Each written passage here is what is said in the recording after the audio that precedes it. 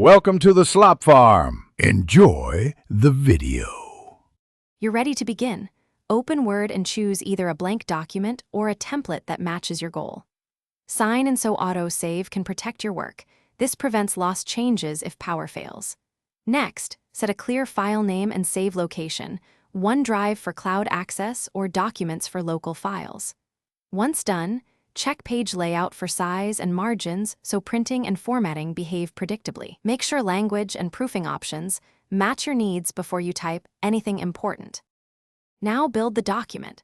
Apply built-in styles for heading 1, heading 2, and normal to ensure consistent structure. This helps navigation and later exporting.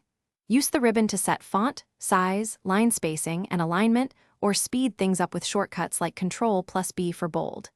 Insert images and tables using Insert so content stays anchored, and add page breaks for clean sectioning. Once done, update the navigation pane to verify headings. This makes long documents easier to reorganize and review. Complete your work by running spelling and grammar and using Read Aloud to catch phrasing issues. These tools highlight errors and improve clarity. Save a final copy and export to PDF for stable sharing, or choose print settings for paper output. When sharing, use the Share button to give view or edit rights. If something goes wrong, Word freezes or closes, don't panic. Reopen Word and check the document recovery pane, or search for unsaved files in the temp folder to restore recent changes. Thanks for watching. Consider subscribing if we helped you today.